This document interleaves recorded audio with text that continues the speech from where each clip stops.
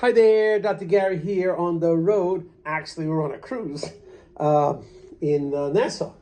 We have a nice crew with us here. We're doing continuing education, and we're very fortunate to have with us an expert in the area of 50 years, Danny?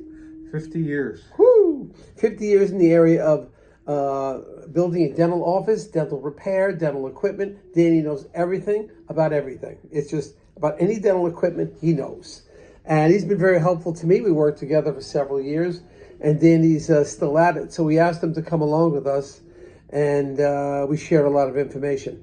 As you know, we're nationwide dental practice brokers.com, and we're in 25 states. We have 10 employees, and we're now doing these cruises once a year and bringing on attorneys, people in the dental construction field, dental CPAs, and sellers who we've recently sold to. And everybody, has their information they want to share. And some of the things, it's not just in print. You've got to hear it and see the emotions and so forth. We had a good discussion today about doctors after the transition, after they sold. There were some changes they would suggest, but the younger doctors didn't listen. So we have this as an informational. Today, Danny and I are going to be discussing everything about dental equipment, dental repair, building a dental office. My number is 201-663-0935, and my website is nationwidedentalpracticebrokers.com or dentalpracticeguide.com. So let's get into the first question with Danny. Danny, what's been happening with the cost of repair, of installation? For example, an X-ray unit, you have an old X-ray unit on the wall for a young buyer that's buying an existing office. It looks like a dinosaur, but should they keep that or just immediately replace it? Well, if you keep it, you're saving a bunch of money. Yeah. I like to sell trouble-free machines because I have to do the warranty service on them. Sure. And I've been selling a product called Belmont, and I've been selling it for about 15 years now. The new style came out as a 303, then they improved it and made it a 505. So this is holding up. But what if there's one of the old X-rays that are on the wall? Is a doctor better off leaving there if it's functional, or should they, because a X-ray 15 years ago or so to buy and put on the wall was about how much money? 15 years ago, you were looking at $1,800 to $2,000 to put on the wall. And now today, like an X-ray machine would cost you, they retail at $5,700. You're going to get a discount. It'll come in about $4,800, $5,000. Mounted, so it's significantly more. Yes. So that old X-ray on the walls, they just leave it there if it's working? If it's working and it passed inspection, you should leave it there. I got it. So this is one of the advantages of buying an existing office rather than trying to build from scratch, because the prices to build from scratch are astronomical. What are they now? You have 4 operatory office. If you build from scratch, again, you build from scratch or a startup, you have no patients, you have no staff, takes you 6 months to at least a year to build. You got to pay the landlord. And when the landlord offers to do the build out for you, I would just back off that, because they build it into the lease. You're paying for it one way or the other. And those are not dental contractors. While we're on that subject, Danny, what happens if these people come in with low bids, or they don't know the dental field? What happens? You cut corners, you have problems down the road forever. Because once the pipes are in, when the electric is in and it's closed up and it's not right, it's a problem forever. And it'll keep coming back at you. Oh, it'll haunt you. And sooner or later, you're going to have to rip everything open and fix it. You have to use somebody aware of a dental build out. You have to use a dental architect. And what they do, a dental architect provides for the equipment you're getting. Because the dental architect will design that office around the equipment. I got it. Everything for a dentist is distance. You don't want to sit on your stool, have your patient here in your lap, and then have to zoom 5 foot over to the counter. You need a dental architect to build that out, and you need dental cabinetry. Dental equipment is designed for an 18-inch counter, 18-inch cabinet with a 19-inch counter on top. People try to save money. They say, well, I'll get Home Depot cabinets. They're 24 inches. Oh, I got you. Now you just ruined the whole operatory. Yes, you have to. By the way, Dan, how does somebody get in touch with you? What's your phone number? What's your website?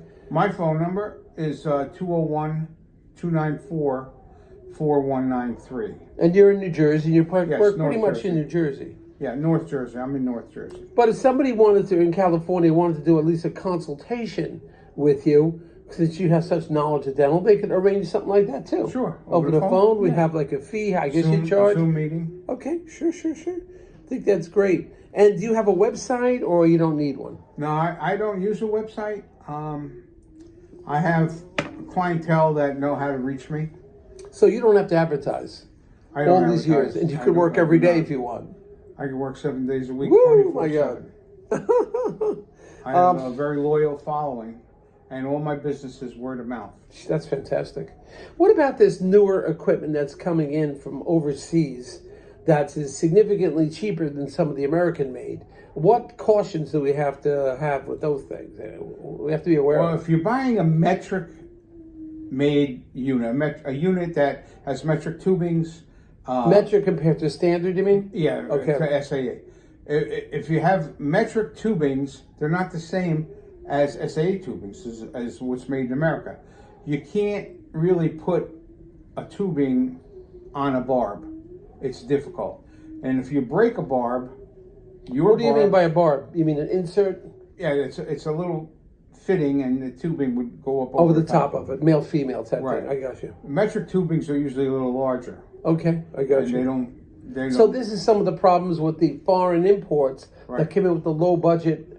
And who repairs this? Wasn't there a problem that they came in at low fees, but they were significantly more challenging? There weren't that many people who knew how to work on them. Am I right? At one point? Well, you could, if you're a good mechanic, you can figure it out no matter what it is. Right. It'll take you a little time, but you figure it out. The problem is, if you need a part that's made specifically for that unit, and how are you going to adapt to it? I got you. I got it. I hear you. If you break a fitting, it turns into go out to the truck, got to get the drill, got to get the taps, you got to drill it out, tap it, put your fitting in there. All time consuming. Right, all Yeah. time. So you're saying some of these people that continually have problems with their dental equipment, it could have originated when the place got built and they put that J box in the bottom of the chair. They just did it wrong. You have to do that proper. If you don't do that proper, it's a nightmare forever. Now, what happens like a simple thing that somebody may think a plumber's going to put it in, it's a copper pipe and has to, go from the location to the pumping system. What does it matter if he puts a 90-degree elbow, No good. although you've always told me you need a Y, a 45-degree? What happens? And when does it happen? Like 10 years later? Well, we're talking about a suction line right now. Right. Okay. If you pull material out of a tooth, you're trimming your filling material, no matter what it is. Whether I know nobody uses amalgam anymore, but the composite material, you're pulling out, it's still wet. When it goes around a 90-degree, it smashes into the end. Because it's 90-degree turn. I got it. Right.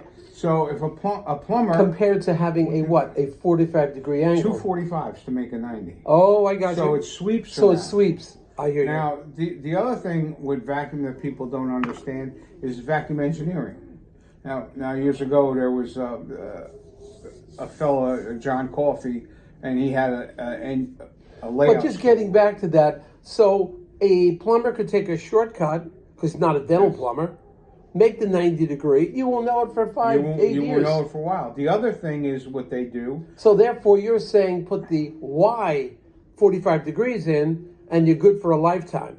Well, So it's a you're 45, saving money. You're not saving money. You're losing money by using a person that's not knowledgeable in the dental field. Yeah. Save them a headache. And the person you buy the equipment from has to show up on a construction site and catch stuff like that. Because in vacuum engineering, you can't see a vacuum line. Let's say you bring your main So trunk there's a line lot out. that goes into it, Oh, and you you've got gotta to be know. aware you need the right team. Well, we're just giving you a quickie summary. Danny has years of experience, and he has been a big help to me, and I learned quite a bit about dental equipment, long-term care. It just really worked out well. So we just wanted to bring you some updates of professional in the field. If you like what you hear, please call us. In fact, let me raise the camera up right here, and you can see where we are, right on the ocean here. How do those clouds and that sky look? As you guys know, I love cruises. We're going again in January of 27, I believe. So get ready, and we'll be there. Great talking to you, and goodbye from Dan and I. Bye now.